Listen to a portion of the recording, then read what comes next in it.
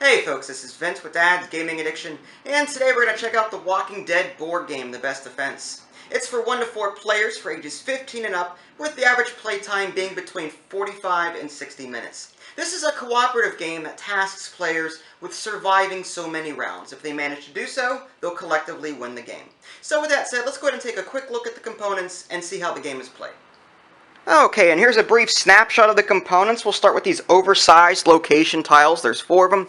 You've got the highway, you've got the farm, the prison, and the town. If you've watched the TV show, then you'll be familiar with these locations. Basically, players will be moving around these 4 locations, protecting their assets and killing zombies. Your characters. Each player will be able to choose a character to call their own. You've got Michonne, Daryl, Glenn, Maggie, Andrea, and Rick. Again, if you watch the TV show, you'll be familiar with all of these characters. And each character card has their own leader ability, some spaces reserved for hit points, allies, and food. And of course, each character card comes with its own character token that players will be able to move around these different location tiles. As far as these cards go, we'll start with these ulterior motive cards. And these are completely optional, made for advanced players that want to up their game a bit. Basically, they allow players to have a personal objective. If the player manages to complete this personal objective, they'll partially win the game should the group lose as a whole. These personal objectives can range from collecting so much equipment or so many food, tokens, allies, and so on and so forth. Next to the ulterior motive cards, you've got these event cards. And basically, these can be good or bad depending on the situation. For example, this farm foraging card. If you are at the farm, draw an equipment card. If you are not at the farm, add 1 to 3 walkers to the farm. So again, these can be good or bad depending on the circumstances. Next to that, we've got resources. There are 4 resource types. There's food, allies, equipment, and ammunition. Players will be trying to draw these cards throughout the game to give them an edge, but at the same time, without going too much into the gameplay mechanics, when one deck runs out, the players collectively lose. So it's sort of like a balancing act. You have to sort of draw cards that you may need to fight off the zombies, but not so much to where you would actually lose the game. I'll get into more of that later. Over on the right, you've got 3 white dice. It's just a standard 6-sided die, values 1 through 6, and 1 black die, values 1 through 3. You've also got this round tracker over here. Again, players will be trying to last so many rounds in order to win the game. You'll start at round 1, and if you manage to last 12 rounds, you'll win the game as a whole. And to go along with that, you've got this round tracker. Last but not least, we have some tokens. You've got your leader token here. The current leader for the round will have this. And you've got some smaller tokens here. They're double-sided. On one side, you have the value 1. On the other side, it has the value of 3. This is a hit point token. Players will be subtracting and adding these from their character card throughout the game.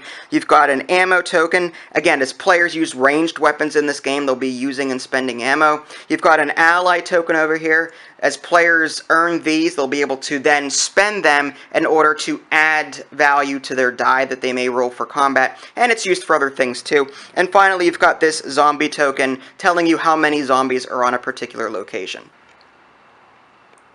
Okay, just a quick disclaimer for you. I am not going to cover everything in the manual. This is just going to be an abridged version to keep the video moving. As far as game setup is concerned, you'll take the 4 locations, randomize them, and put them in a 2x2 grid like this. You'll also take the 4 resources decks. You'll shuffle each one individually, but then you'll place 1 next to each location randomly. So the highway will not always have food, or the prison will not always have the ally deck. So again, that is all randomized from game to game.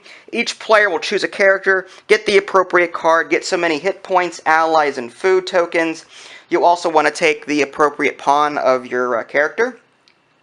Players will go ahead and roll for the leader token. You'll also get 1 equipment card per character. If you happen to draw an equipment card that is a ranged weapon, it'll tell you on there how much starting ammo you get. And you'll want to take the appropriate ammo token and put that many on the ranged weapon. In this case, with the crossbow, it's 3.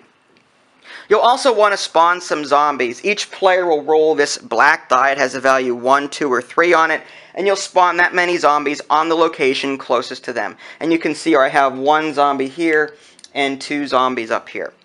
You've also got your round tracker over here that starts on the 1 space. Again, if you manage to last 12 rounds, you'll win the game collectively. Before we get started with the gameplay, I want to quickly show you something. There's actually multiple difficulty levels that players can employ in their game.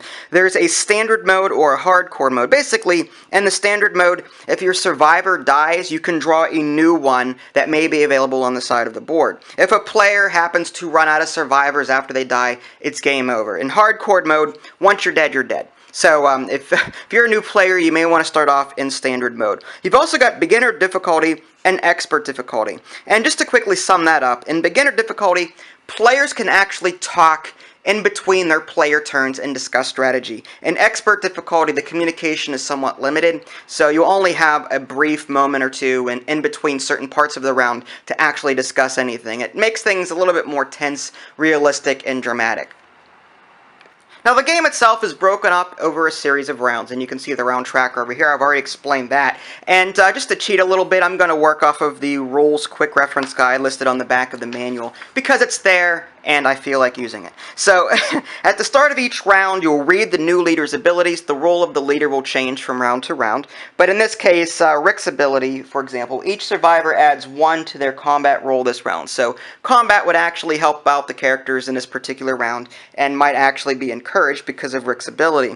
You'll also discuss strategy. That's actually another thing I was talking about when it comes to the difficulty levels. You'll want to make sure that you read that appropriately so you know when you're allowed to discuss strategy. And finally, you want to deal 2 event cards face down to each player. So each player will go ahead and get 2 event cards. After that, the leader will take the first turn, and the first thing that the leader will do is they may move each survivor 1 space to an adjacent location if they want to. For their very first round of the game, they can put the character pawn wherever they feel like it. Now this is where it's important to discuss the strategy, because each player has these event cards, and these event cards usually take place at particular locations. So it's very important that these character pawns be placed in such a way that would benefit them the most from these event cards. For example, if we take a look at Barn Walker's attack, if you are at the farm, add 1 to 6 walkers via a white die roll to the farm. If you are not at the farm, add 1 walker to the farm. So players will not want to be at the farm this round, because if they're not, only 1 will be added. If they are there, then possibly up to 6 could be added. So it would behoove players to coordinate and say, hey, you know what? I've got this really nasty event card at the farm. No one go there for this turn, or whatever the case may be. Drop supplies, same thing. If you are at the town, discard 1 to 3 equipment cards. Roll the black die 1 to 3. If you are not at the town, add 1 walker to the town. So if you only have like 1 equipment card, you may want to say, you know what? I think it would be best to have 1 walker show up. There's no one there right now, and 1 walker won't be too bad to take care of. So players will go ahead and coordinate and say, you know what, stay away from the town, stay away from the farm. And players will do the same thing with these other event cards that players have. Again, that's assuming that you're playing on the beginner difficulty. Okay, so we're just going to go ahead and put Rick over here and Daryl here at the prison. Okay, so the next thing that you're going to do is you may draw a card from the resource deck at your location. So if Rick wanted to take some food, he could do that, but keep in the back of your mind, if a deck runs out, the players collectively lose the game. So it's sort of, again, a balancing act to figure out how badly you really need these cards. You can also trade 1 item with the survivors at your location, and finally play both of your event cards in the order of your choosing and then discard them. Again, this is for the leader only. The players will resolve theirs in a little bit. Once the leader is done taking their turn, then the other players will take their turns. For a non-leader turn, you may defy the leader by discarding 1 food. If you do, move 1 space to an adjacent location. So if you don't like where the leader has moved you, you can sacrifice 1 of your food tokens to move to an adjacent location. You may then draw a card from the resource deck at your location if you want to. Again, if Daryl's here and he needs an ally card, he can do that. You can also trade 1 item with the survivors at your location, and finally play 1 of your event cards and then discard both of them. So unlike the leader, the non-leader only has to choose 1 of these cards to resolve. After players have taken their turns, the round will move on to the combat phase. Again, I'm not going to touch on everything here, but just to quickly sum it up for you, players will be able to choose a weapon in their inventory to attack walkers at their location. If they're using a ranged weapon, they'll have to spend ammo that may be on their card. If they don't have any ammo, then they can't use their ranged weapon. Now, the number of dice you'll use all depends on what's listed on the card. In this case, there's a 1. However, there are modifiers that you want to take into account. For example, on the bottom of this crossbow card, add 1 to your roll. If you roll a 5+ after modifiers, gain 1 crossbow ammo. Again, you've also got leader abilities that you'll want to take into account. With Rick's ability, each survivor adds 1 to their combat roll this round.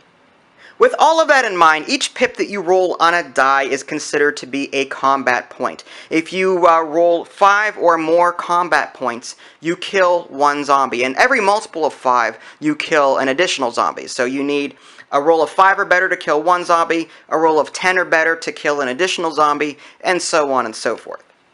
After combat is resolved, you'll move to the end of round phase, and basically, this is where zombies do their damage. Zombies will always do damage to the characters first, and then to the location itself. For example, the prison here, you've got 1 zombie token, you've got Daryl sitting here, so Daryl is going to take 1 point of damage. Each zombie at that location will do 1 point of damage, so in this case, Daryl would lose 1 health. If there are no characters at a location, the zombies instead do damage to the property itself, in which case you'll lose that many cards. It's 1 zombie for 1 card. So in the case of the town here, there's 1 zombie, so 1 equipment card gets discarded from the deck. In the case of the farm, you'd lose 3 ammo cards. So it's very important that you keep up with the zombies as they start piling onto a location, just to sort of eliminate them before they can really do some damage. Because again, if you run out of cards on one particular deck, you lose the game. After resolving zombie damage, and I'm using the term zombie and walker interchangeably, it's supposed to be walker, but you get the idea. After that, players have the option of sacrificing 1 food to gain 1 hit point, so they can heal up that way. After that, the round token will move up, and the roll of the leader will pass off to the next person. So yeah, that pretty much sums everything up. As a collective, you're going to be trying to go from round to round, keeping the walker count low while trying to keep these decks nice and full. Of course, you can draw from these decks to get equipment and ammo in order to fight these zombies or these walkers off, but again, it's a balancing act. If you run out of cards on a particular deck, you end up losing the game. If you happen to last all 12 rounds, you collectively win. And there you have it, a very brief look at the Walking Dead board game, The Best Defense. Again, it's important to stress I did not cover all of the rules found in the manual, but hopefully this will give you a nice general overview and a good idea as to what you'd be in for should you decide to pick this up for yourself. Again, this is a cooperative game, so it definitely encourages communication, just like games like Pandemic and Forbidden Island. Of course, you can play in the hardcore mode if you want to give yourselves a hard time. Hey, some people might like that. If you want to learn more, you can at my website. I have a review out there, www.dadsgamingaddiction.com. If you haven't already, subscribe to my YouTube channel. That way you can keep up to date on any new content I happen to publish. This is Vince, thanks for watching, and I'll catch you next time.